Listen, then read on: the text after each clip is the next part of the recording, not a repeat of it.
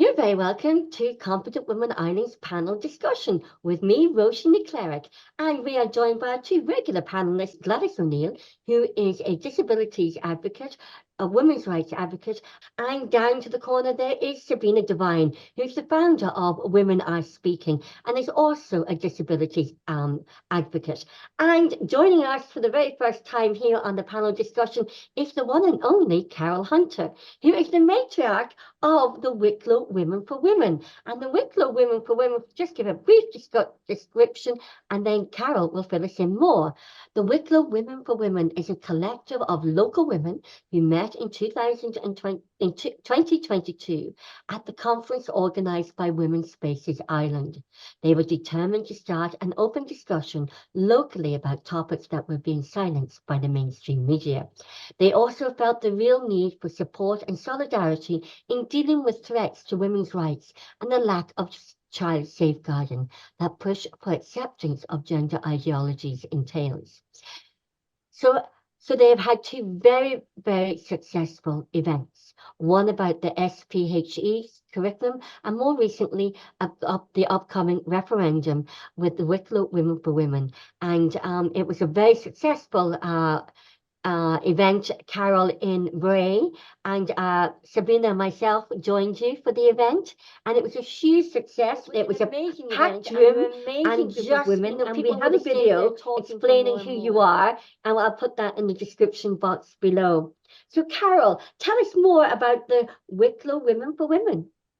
Well, we really did meet by chance. The Women's Space Ireland event in November 2022 was about the first time that a whole bunch of women from around the country got together and listened to various speakers. Stella O'Malley was there, Leisha de Broom was there, various people, a couple of people over from England, Anya Palmer, and Helen Joyce was there, I think. Quite a lot of speakers, and it was really energizing because for the first time, all we angry individual women got together with a whole load of other angry individual women and could become a group of angry women instead, which was a really good. It was the first time that we could start reaching out to one another, talking to one another, making contacts. And I'd gone, because I was with a small friendship group, we'd been talking about the whole gender ideology thing for some years, actually, a few years. And so I went along with one of them and another friend who had seen my Facebook page. I hardly knew her. I'd met her for a cup of coffee after COVID finished, and she said, "I've seen your Facebook page." And she spent 2.5 hours telling me about all the things she was cross about over lunch. So I dragged her along to this as well. And then in the bar, we were sitting next to other people.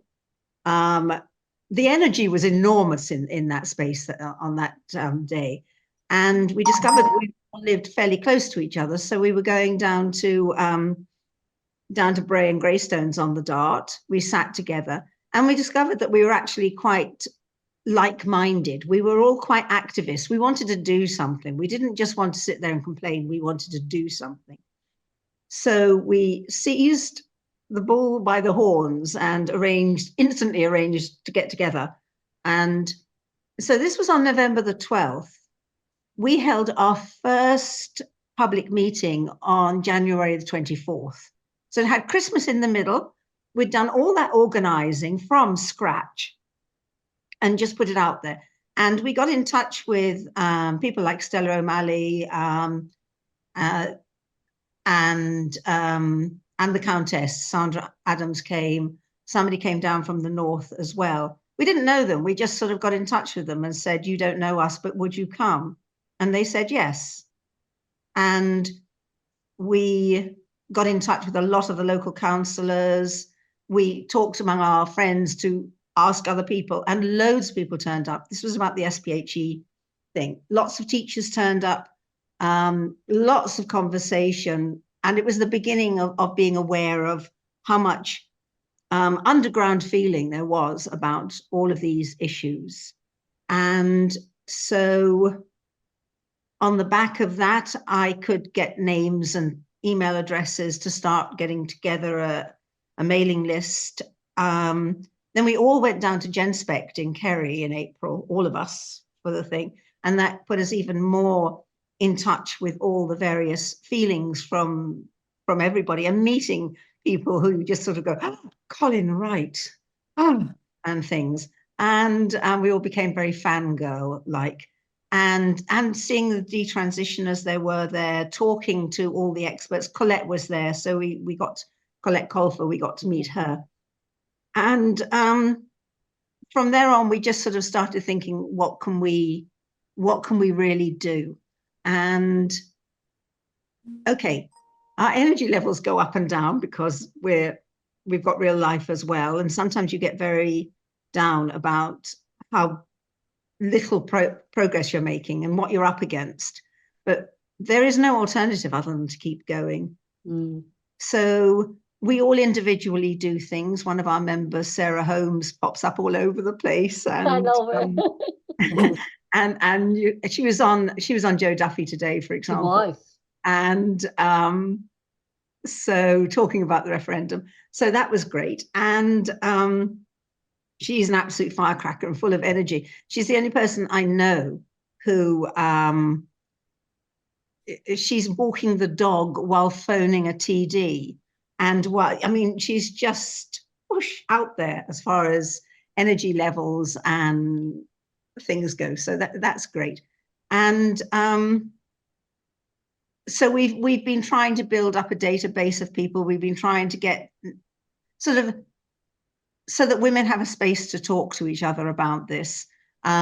We write a lot of letters and emails and things like that, and gradually just basically, I hope, building up some form of cooperative. Now we can go further, and that's one of my next aims, is to really try and bring women physically together a lot more often than we've managed.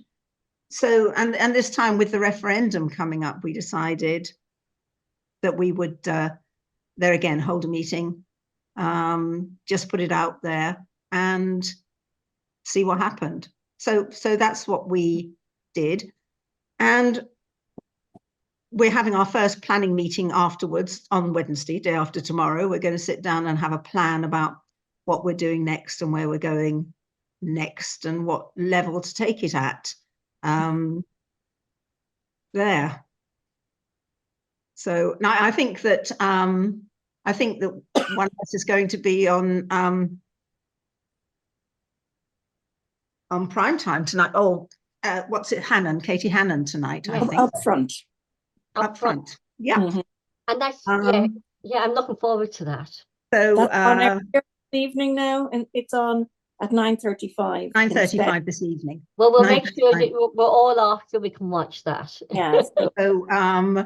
So yeah, so that's who Wicklow Women for Women are, and we're enormously lucky that we all get on so well. We're just lucky that we respect each other, that we are really pleased for each other when we do things and achieve things, and that we work very, very well as a collective.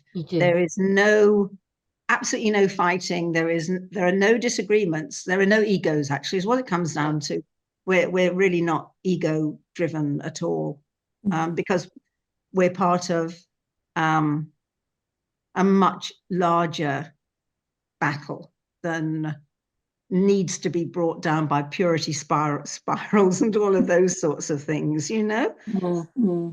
So, I think that was evident in the video. You know how I have the video of who are Wicklow Women for Women, and when you all the interview, there's very small little video clip I did before the event, and that's what I've been saying to everybody. It's the warmth, it's the genuine camaraderie, and that we're in this together, and you can feel that you don't feel that in an awful lot of other women's groups, but you feel that even by just watching the video, and I know I felt it there. Well, we have an incredibly active WhatsApp group, which is sort of full of, oh, well, go girl, and things like that, and then we have sort of little diversions into stuff of normal day, like me saying that today my plumber came at long last. You know, this is Life. this is oh, Real life. this is a highlight of the last 3 weeks, that a plumber actually came.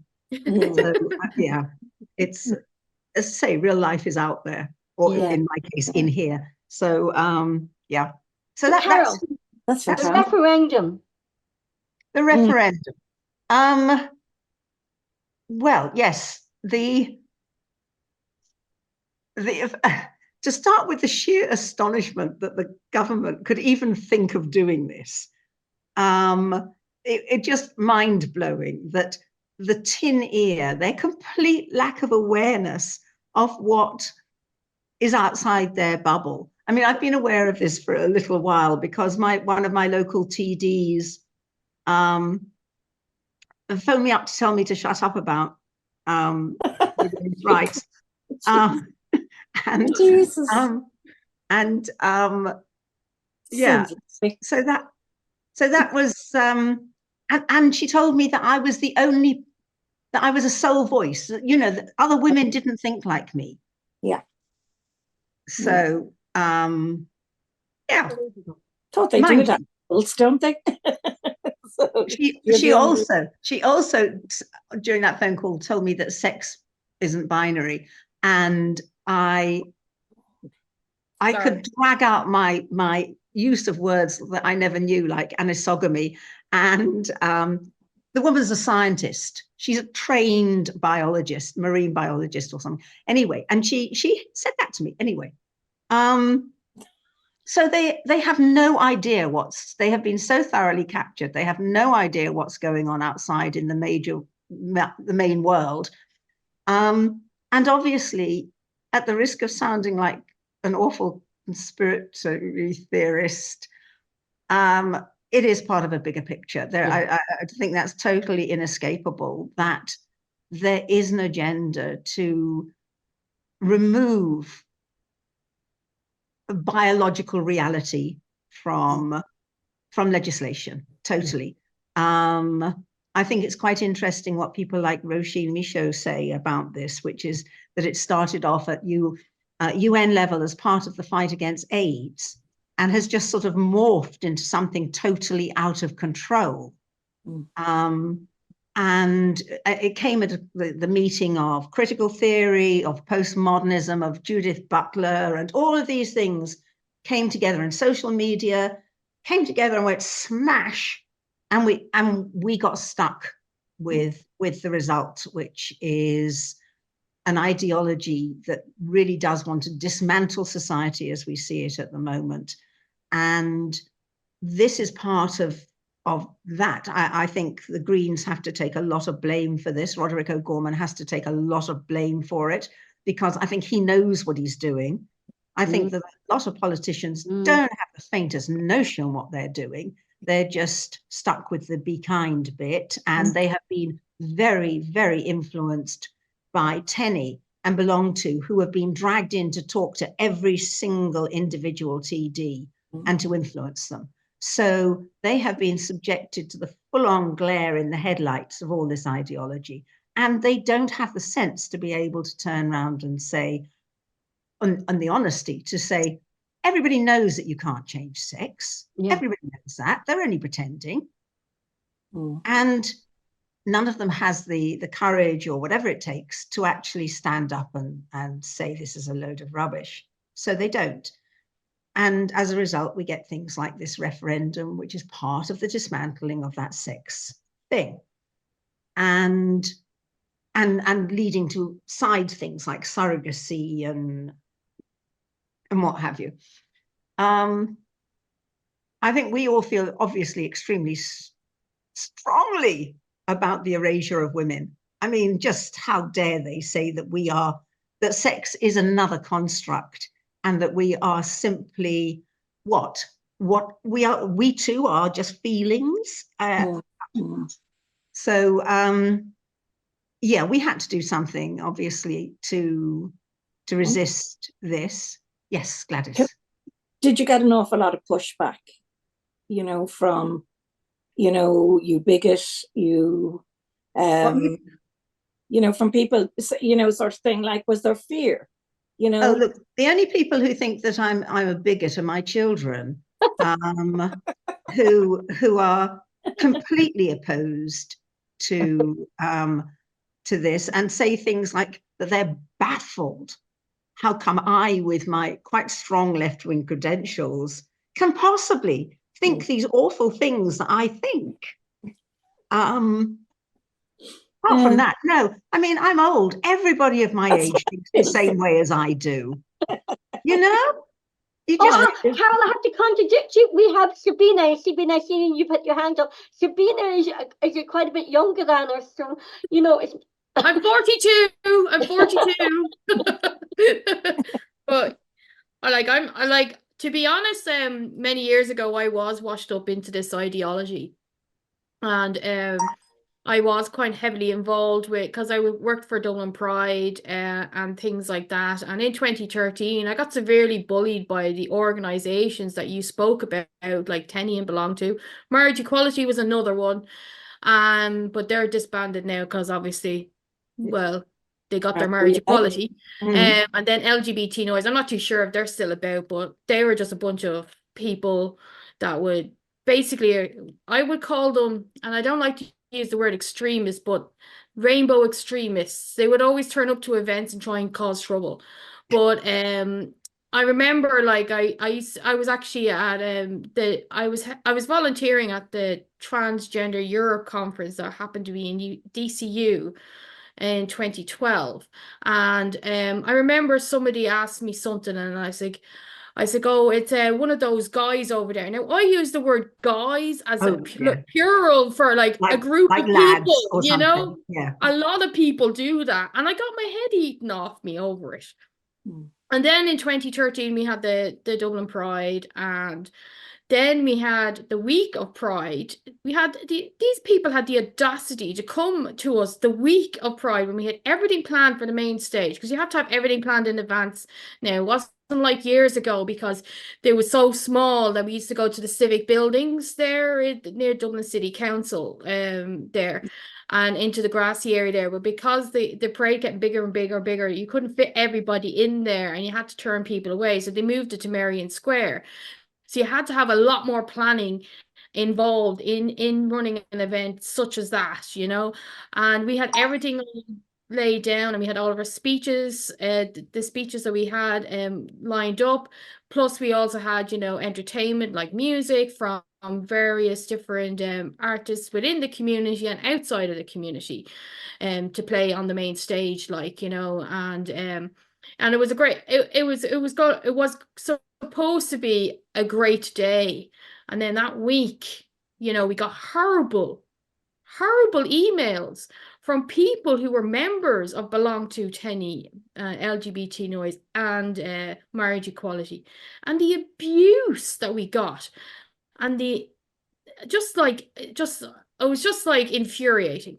But like, one of my volunteers ended up, like, because I was the director of events at the time, and one of my volunteers ended up in hospital taking a panic attack because he was defending Pride, and he was saying, no, but everything's been planned. You can't just come in and take over. I don't know exactly what the poor lad said, but he ended up in hospital with a panic attack. And I was just like, oh my God, this cannot happen. This is terrorism. This is what they've done, is terrorism. And I remember I went to a meeting, the board meeting, and I just broke down in tears because my mental health was at risk. My husband was very, very, very annoyed what had happened. Now, I had nothing against the people that I worked with with Dublin Pride. We all supported each other, and we were all there for each other. But we also, because it was the 30th anniversary, we didn't want, there's threats of violence. They were going to destroy, they were going to come, and trash the main stage. And there's people there that bring their families to Pride, and we always at the time made sure it was a family friendly event. No nudity was allowed. And I remember one year, these two guys, they tried to come in half feck naked. You could see feck and everything. There was nothing to the imagination. I go, sorry lads, you just can't come into the parade. And they called me a homophobe. And I was just like, I'm not a homophobe. You just can't be naked. We all put out messages out to tell you can't be fucking naked in the parade. We have families, we've got women and children, and it's also a public street, you know, and things like that. And it was just like, and they just bully their way into society, and they bully their way into getting into power, and they're just so manipulative, and like, it's just horrific, the things that they do to people. It's just like, it's indescribable, you know. And that's why I left, you know. And I'm so sick of organizations doing this to people, you know. Taking them for granted. And then, you know, like, I wasn't even getting paid as a director of events. Like, I was in a volunteer fucking role, like, you know. And I'm sorry for swearing, but honestly, it's a, you know, Pride didn't have the money to pay us all wages. I was there as a volunteer role. I actually enjoyed putting on the events, and I had great times when I was working as an ordinary volunteer, and that's when they made me an events director. You know. And I was just like, it's just horrible what they do to people, and even to their own community. The bullying that they did to their own members of the community. They actually don't give a shit. They'll just step on people on the way up the ladder, and to get what they want. And it's just horrible. And I fear for the young people that are coming into schools today, you know, having to listen to belong to, going, oh, you know, be your authentic self and be kind. Be kind. You can't even be kind to your own people. What the hell, like, you know? And that's where Anyway. you started off to, wasn't you? As you mentioned, the schools, Sabina, you started off talking at the events with the SPHE. Am I pronouncing that right? I'm so far out of the educational system, Carol. The Wicklow Women for Women, that was something you were very, very sort of strong on. Yes, I mean, we find it quite difficult, I think all of us, that women's rights, we would consider ourselves single issue women and children's rights, or women's rights and children's safeguarding. And that it is so easy for that to be manipulated into transphobia, that silly word that doesn't mean anything. Yeah. When the two, if the reason that the two come up against each other like that is because of the gender side of it, not because of women's rights side of it. In other words, they're trying to muscle in on women's rights. And so they should be accused of womanphobia, not us of transphobia, because it's not that at all. I mean, and there again, I've been at this for a long, long time. I decided in the early 70s, I started reading about all of this stuff. And I decided then and there that it really was a big awakening moment for me about gender stereotyping and how those are imposed on people and the power that those stereotypes had. And I made absolutely determined that I was going to bring up my kids to understand that gender stereotypes should not exist. So I've always been very, very, very firm about that. And I was also lucky enough to grow up at a time when people were allowed to be very different. Men were allowed to wear makeup. Men were allowed to wear frilly clothes. Men were allowed to do all sorts of things. Nobody thought that they were pretending to be women. They weren't saying they were women. They were saying, look at me, I'm a flamboyant man. And nobody minded at all. And somehow along the line, people became more straight-laced about these things in a weird sort of way, but also more accepting of fetish and things like that. It's a really sort of strange picture of what exactly is going on. I say I really, really want to do away with stereotypes, which means that I actually don't understand why a man would want to go around wearing a dress, because it's not always the most comfortable of things to wear anyway, which is why most women now tend to wear trousers, because they're just plain more comfortable. But hey, if a man wants to wear makeup and a dress, fine. Yeah. Fine.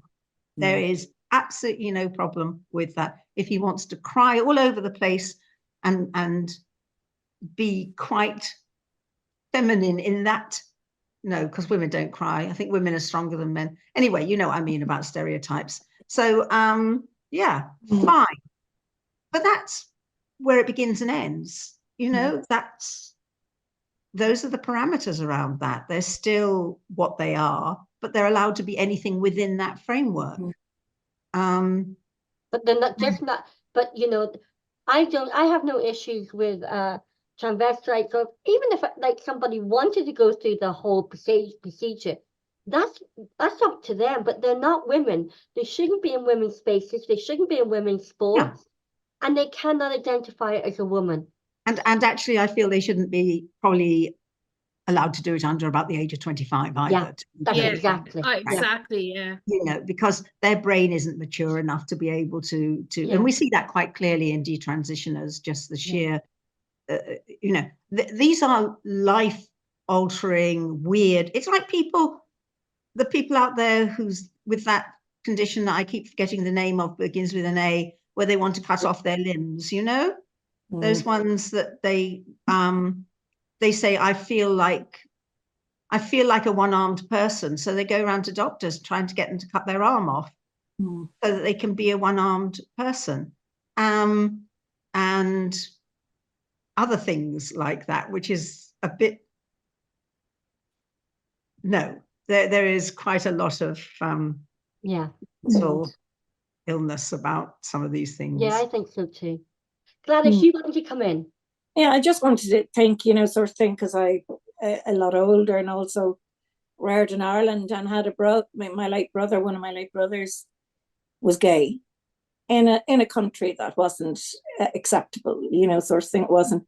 And to be quite honest, because they're, you know, weren't given an awful lot of information, you know, there was a level of acceptance of he was a bit effeminate. Nobody thought, I don't know when the nastiness, you know, sort of thing, because I was obviously the only girl. Well, obviously, you wouldn't know. I was the only girl, and his big sister, where he started to get tortured, where I would call torture, you know, because the name calling, faggot, you know, swinging handbags, just horrible. You know, he got beaten up a few times. And all of this kind of, so I became very much a sort of, there wasn't the level of acceptance, you know, so the idea that another human being should suffer this because of the way they were born, you know, that they were in love with somebody else, you know, and I thought in my innocence and naivety that things had really changed in Ireland and everywhere else I've lived, except in the Middle East, but however, that's another story. And so he had a partner and a loving relationship, you know, for 20 years before he passed away. And whatever, there was never any discussion of overlapping of, you know, where in our lanes, do you know what I mean? He could swing his handbag all he liked, nobody cared. Nobody, you know, things just became, you know, this is who you are, and you could be who you are. And then it just became this nastiness, now there was always, look, you're always going to have bigots. They, you know, they exist everywhere. But I thought, look how far we've come.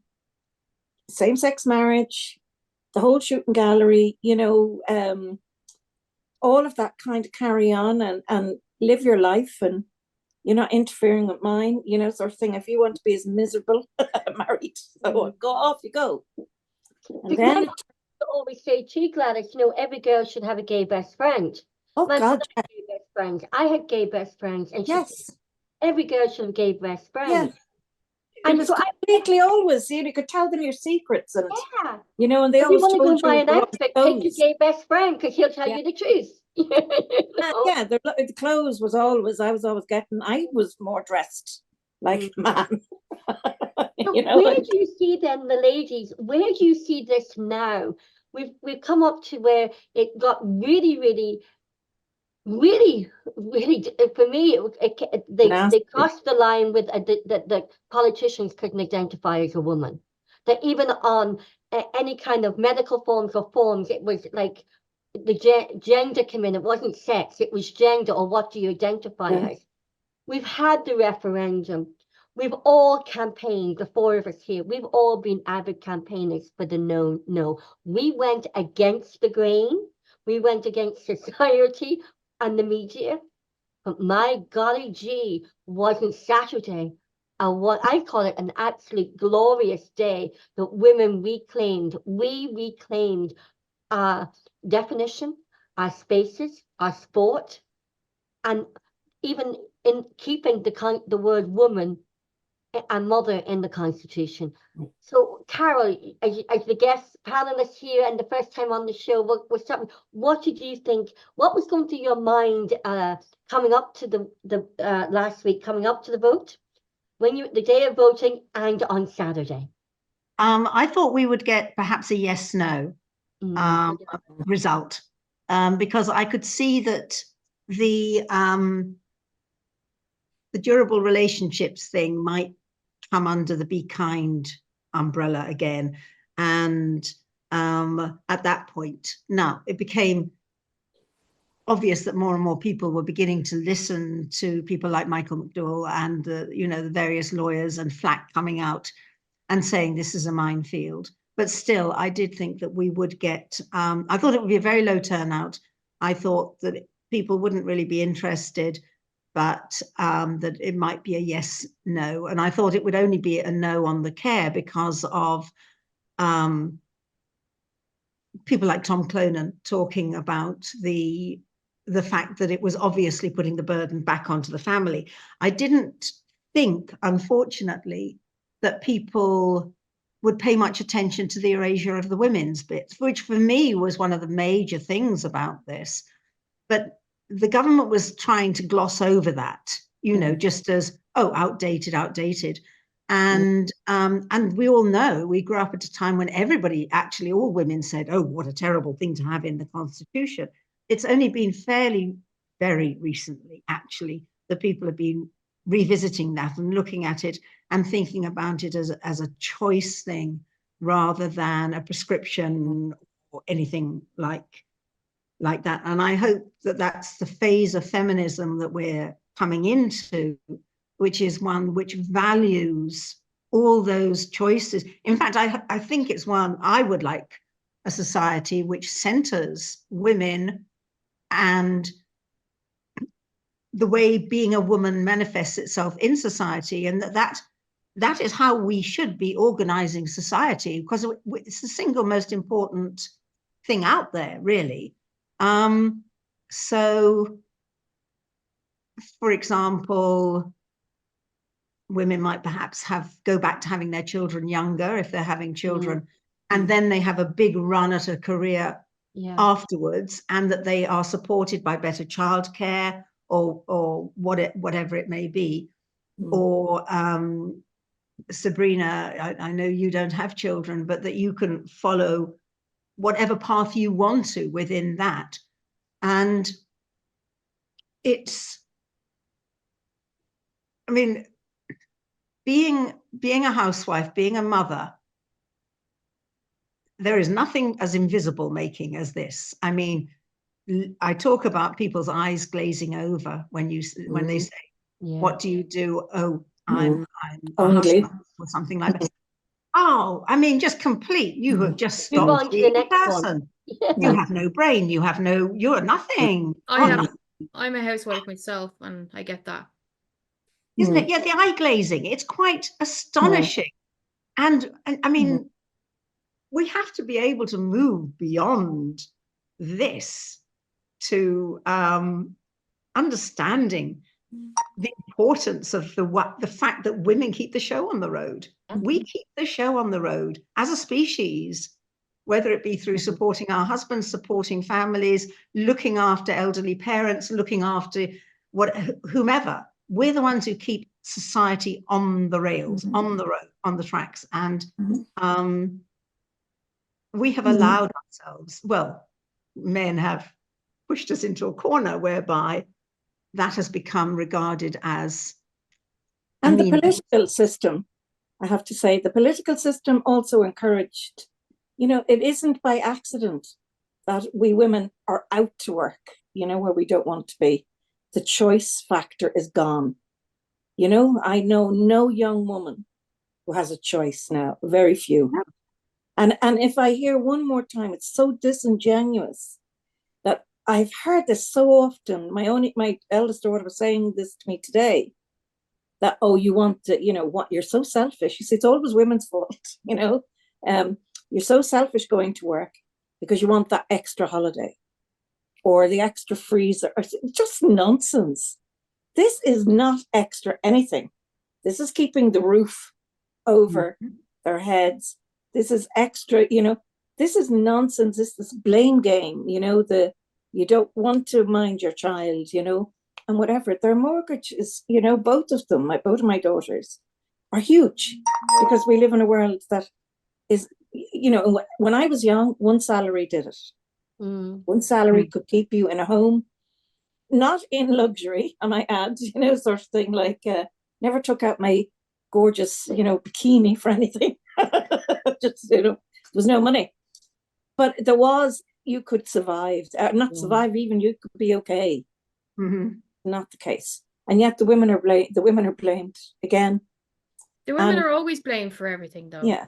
But the government could step in, absolutely provide care at a reasonable, if women chose to go back to work or part-time, or negotiate a deal where they stayed with their child till school age, like, infants or all of this. They could do so much, but they did nothing. They do nothing. I think it's going to get even more difficult, because we're into what, late stage neoliberal capitalism. I mean, neoliberal capitalism is collapsing, is crumbling around our ears, but to drive it forward, they need us always to be consumers. Yes, we are consumers for everything. And so we have to become both units of production and consumers. And there's no room for humanity in that at all. So we have to try to, it's going to get worse. The more the system crumbles, the more chaotic it's going to become. And trying to negotiate our way through this could really, I think, unfortunately, could be quite difficult. And what do you think about but just tell our viewers, what were you thinking as the results were coming in on Saturday? What were you thinking with how the people voted on Saturday? I was great. I mean, obviously, I was really happy. I was amazed. I thought it was really interesting, obviously, watching things like Sinn Féin, who has completely lost track of the fact that their base are essentially quite socially conservative with a small c. So this is a huge class thing. So you see Dun Laoghaire, privilege, middle class privilege, they're not going to worry about childcare, they're not worried about mortgages, they can afford to be as liberal as it comes, and they can afford to vote for all of these things. The more strapped you are to real life, to getting that, to being able to pay a bill, to be able to, the more that you could see the holes in this, that it did thrust care back. There was no money forthcoming from this at all. It was all just pie in the sky pointlessness. I was also 23 million. My God, for referendum. I was really pleased as well on Joe Duffy today, hearing how many women, when asked why they voted no, prioritized not wanting to get women and mothers out of the Constitution. Because, as I said, I think that was the invisible bit that you couldn't really get a handle on. It was very easy to be anti the care bit because it was so obviously rubbish. but the other bit was invisible. So I'm pleased it wasn't actually invisible to those women, that they prioritized that as well. And that was, for me, quite meaningful. But for me, this is part of a staging post. This is just now straight on to the next thing.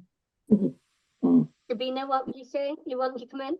Oh yeah, like one of the things I found very hilarious on Twitter, especially the likes of Micheál Martin, the Social Democrats, the People Before Profit, Sinn Féin, all kind of backpedaling a bit. And then the other thing about Micheál Martin said, oh, people didn't understand. We understood you. We understood what was going on, and we voted no. We didn't understand what, like, it wasn't like we didn't understand what you were trying, the wording that you were trying to put into place, and that, like, we understood absolutely everything. And like, we decided that we wanted to keep our constitution. And no matter what you try to do in future, we are never going to believe you again, Mr. Taoiseach Micheál Martin. And even the other thing is that the Social Democrats are like, oh, the wording wasn't right. And I go, well, then why did you advocate? Why did you advocate for a yes if you were not satisfied? And Mary Lou, I've lost any confidence in them. I used to be a member of their party, and they can go and feck off, because I'm never going to join them ever again. Because I used to canvass for my local TD. I will not say who, in case I get sued, but I'm sure if she ever watches this, she know who I'm talking about. So, you know, and even she wanted it out of the Constitution. Like, I'm like, I didn't even know what to do. And I was just Sabina, they all did, because you had all the main political parties pushing. And the women that was pushing it as well, the female politicians, and saying, oh no, it was sexist language. You know, sexist language did not stop the two presidents. It didn't stop an Irish Attorney General. And the only political party who didn't advocate and was very strong on keeping women and the no vote was Into and Patrick Tobin. Thank you for that. And had that little don't forget about Catherine Connolly, TD, as well. And I can't think of the other lady. Carol Nolan. Yeah. And like, I don't know what party she's from. But independent. Carol Nolan's an independent. Yeah. So like, you know, I think too, it's like it's also the fact, you know, they all came out on Saturday, started blaming one another. As you said, Micheál Martin, that the people didn't understand. How insulting is that to the people who live in Ireland that we don't understand? You know, it was completely hilarious watching them backpedal and say, oh, the wording wasn't very good. The wording wasn't very well. Why did you support it then? Yeah. And then they were all started blaming one another, you know, blaming the government. But you know what? They not once were they ever in opposition about anything. The only opposition was a few independents and Patrick Tobin with Aintu. And I think that's really put Aintu on the map. Wouldn't it have been nice though, Roisin, if we had seen just some of them putting their hand up and saying, you've got it wrong. Yeah. I was you know, when I was at the thing with Michael McDowell and Ivana Bacik, she had said that even the Labour Party weren't happy with the wording, and that's what I found really, really preposterous. It was like, but why are you advocating for a yes if you weren't happy for it? And one of the words that she had said, and I don't know if she said it after this or whatever, but I remember it was just like such a striking. She goes, progress should trump perfection. I'm sorry, but perfection should trump progress. You got that all wrong. And I actually wrote an article about this, the eve of the ballot, I called it. You know, it's like the eve of battle, you know, before we go to the referendum, you know. But it was just so preposterous. And even my dad, who's a Fianna Fáil man, since he started voting since he was about 18 years old, which is many years ago. I won't say out his age, not that he really cares, you know. But anyway, like, he's in his 70s. He's been voting Fianna Fáil since the age of 18, and he even says this is a load of codswallop. You know. Carol, where do you, because I'm conscious we all want to go and Yeah. support Bart's mum on Twitter. So Bart's mum on Twitter is on the Katie Hanley show. But where do you see this going now? You mentioned earlier it's may get chaotic and bring things in. The surrogacy, the enunciation, the hate speech Well, bill. the thing that we've got coming up is, of course, hate crime, the hate speech thing, and conversion therapy. Now, they've been hanging around for a while. I was actually, I think last summer, talking to Women's Declaration International on their Saturday afternoon podcast, webinar, I mean, explaining the situation about that to them. And I have to keep saying here, pushing them, if anybody hasn't signed up to the WDI list of the declaration, please do so. And because they are worldwide, they're one of the few organizations which is completely worldwide and punches at a very high level. So people like Kara Dansky in America is getting into Congress and talking to House of Representatives. And in the UK, that people working with WDI have good access to the House of Commons and things like that as well. So we actually, it would not hurt us. I mean, I think the nearest we have to a biggish organized group here is the Countess, and they're probably going to have to work at trying to get more direct access into the Dáil and things like that to actually start combating all the propaganda they've been fed. But I think, yes, we have to work on combating hate speech. We have to work on combating conversion therapy. And we still have to keep going at HPSC because SPHE, well, yeah, all those initials, because we cannot allow our children to be taught this gobbledygook because they're too young to be it's so formative. They're in their formative years. They're never going to be quite to shake this off again, you know? Talk about get me a child until the age of 7 and they're mine for life. That's what they're doing. And yeah. So we really have to be very forthright about exactly what they're doing. And it does, unfortunately, I think, mean bringing it to the more general awareness of what puberty blockers do, what cross-sex hormones do, and the lack of safeguarding for children, because people cannot believe that anybody would actually do that. So they just don't believe it. So they don't know about it because it just seems so ridiculous that anybody would want to do this. And you know, the lie about suicide and all those other lies that are being peddled. So it's a very, very big battlefield. But for the moment, do you think then, Carol, as it is after this referendum and how people have voted, 75% of the country voted no. Do you think that now people will start seeing through the fog and the deliberate strategy of clouding the information coming from the government and the political parties? And I'm not just saying government, I'm talking Sinn Féin, Labour, Social Democrats, people with for profit, because they're not opposition. Do you think that I do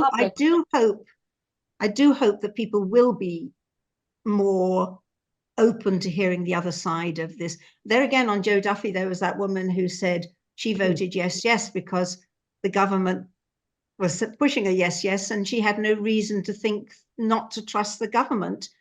And it wasn't until after she had voted and had a proper look at it that she said she was going on Joe Duffy to say she was ashamed. She was ashamed of what she had voted, and she was ashamed that she had not done the research, because once she started even immediately looking at the research, she thought, I made a huge mistake here. I believed the government. They were not straight with us. And that's quite a powerful it's very thing. powerful, you know. So So yes, I hope that there will be more people who have the courage to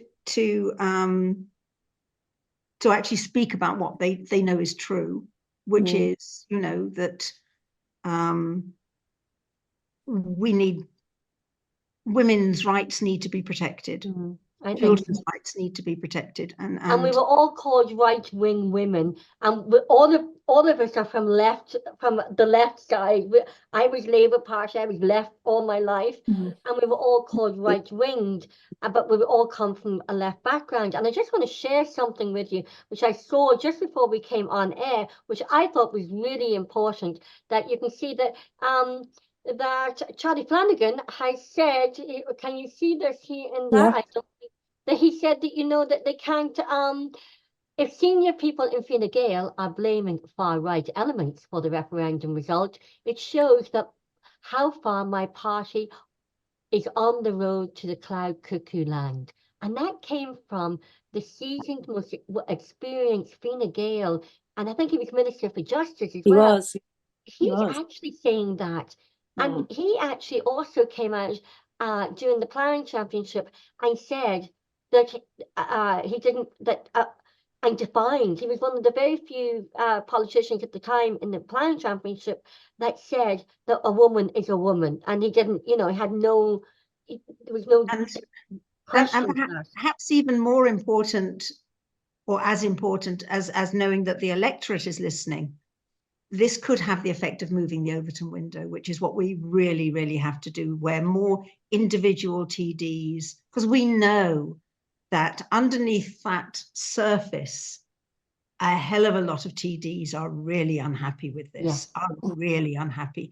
And they don't have the courage or the space to be able to stand up within their parties and say, this is rubbish. And so this has given them enormous amount of leeway now. They can turn around and say 75% of the country thinks this is rubbish. And I believe, you know, and I think so too. So let's have that conversation within the parties. And that's really important. Sabina? I just want to say one thing, because here in Selbridge there is a parklands called Castletown, and it's owned by the OPW, and the private developer bought it up recently. And I think at the time, I think somebody said, I'm only just talking about ballpark figure, this is the information I was told, he paid 3 million for the lands around. And there last year he was closing off the access to the car park into Castletown, and the only access in the car park into Castletown is to go around the pedestrianised gate. And if you're disabled, you have to drive up this avenue, which is really, really awkward, because then you're pushing pedestrians onto the grass and it gets muddy in wet weather, because we're living in Ireland. But that money that was spent on that referendum could have bought that land back and have our public land back, you know. And like, I was talking to people when I was canvassing, who were standing outside their Save Castletown on Facebook, and like they're just a mix of different people who just want to save their parklands and their natural surroundings, which I'm totally for. And this money that the government spent on this referendum, and I've even rang up Pascal Donoghue's office because he's a public expenditure guy for the government, to try and encourage him to try and buy the land back that we need, our public parklands, you know. And like that went with radio silence basically. So like, you know, that money from the referendum could have bought that land back. Look at it could have also housed people. It could have housed people as well. It could have housed people as well that are in homeless. I've got a couple of friends who are living in hotels, and they got 2 kids. Like, and another friend of mine, he's just been recently left homeless as well, and he has he's trying to find someone to look after his dog while he's in emergency accommodation, because the emergency accommodation, yet they allow the Ukrainians come in with their pets and spend a fortune on that, but they can't house citizens in Ireland. And like, It's just like it was a waste nonsensical. of money, a waste of money. A waste of money, and it could have went to children or Yeah. the referendum was about disabilities. So that 23 million could have went to children with disabilities and with everybody with disabilities. There's so many. The Ireland is in such a chaos at the moment that money could have went anywhere. But if you have though, Roisin, and I've just put my tuppence worth in as Sabina and myself are disabled women, right? And I think when somebody says, that a trans woman is the most marginalized in Irish society and all of this. And when I think of all of the women that I have known with disabilities, severe disabilities, MS, motor neuron disease, horrendous, horrible, you wouldn't wish it on your worst enemy. And when I think of the little care and the little, when I think of marginalized and, I think of those women that don't see the light of day, sort of thing, that respite care being taken away. You might get a week in the MS centre, sort of thing, but that has been cut, or that life has become so isolating, sort of thing. And one is afraid to say anything because the care, if you're not a good person, if you don't take our charity, they might pull this, the care from you. So this is hugely marginal women that are in deep, despair and trouble. And I just don't understand, how this... Where the money went. It's a waste of money when you think... The understanding, the humanity, the absolute humanity that, but then women and disabled, we're invisible, just invisible. And what I will also say is, I thought it was horrendous that one woman, after the launch of the National Women's Council's Yes campaign, a woman came in, she was advocating for the lone parents. Oh, my child came home and said that we weren't a family because we were lone parents. Now, I have been, since my divorce, I've been a lone parent for my children. My children definitely belonged to a family, and that propaganda came from the government, National Women's Council, and one family island. And I have a lot of respect for Karen from One Family Island, but I think that was a completely wrong call. The NWCI put out the same message in their post-referendum communication today about feeling sorry for all those children who didn't belong to families and things, or whatever it was. They did exactly. All those young women. And the women chained to the kitchen sink, they said exactly the same things. That's exactly right. Maybe we should take that on to another conversation, is about lone parents in Ireland, that, that the government, and I've always said, and I'm conscious of time, I've always said the lone parents were always respected, and I knew that because TDs told me that you're respected and you're protected under the Constitution. It was a societal bias where my daughter was told, my daughter was told, or was it my son, your mother must have emotional issues because she's a single mother, and your father must have been, you're very ambitious. You must have got your ambition from your father. Yes. Well, it's always women's fault. It's always women's fault. So, Karen, we hope that you'll be a regular on our panelist discussion groups, because we would love to have you on and more. And you are a woman, which my friend in Texas, but she sadly passed away when I met her in Saudi Arabia when I was 11, Vicky Caldwell, she said to me, Roisin, and we were friends right up until she died. I spoke to her a couple of days before she passed in Texas, and she said, Roisin, when I said, oh no, when am I doing this media PR degree? Blah blah blah. She said, and her voice, Roisin, remember, when you have something of value to say, people will listen. And Carol Hunter, when I think of that, I think of you. Yeah. That's lovely. But it is. The same goes for all of us. I mean, we all have something of value to say. Yes, and Roisin, thank you for bringing us all together. Yes. Yeah. Thank you. Using our platform. Yes. Yeah. creating Yes. that platform for ordinary women who are doing extraordinary things within Irish society. And this, mainstream media is so captured, it's so PR'd, it's so commercial, it's who you know. It's not what you know, it's who you know. But so I created, coming from a media background, I saw that in my radio show. That's why I created my, and that was why that was a success, because I gave a voice and a platform for ordinary women doing extraordinary things, and now I'm transferring it over to YouTube. But ladies, it's, thank you for what you do within our Irish society, and within, and just supporting women and safeguarding children and all women with disabilities, domestic violence, lone parents, and all women from all society. Thank you, because that is what this channel and Confident Women Ireland is all about.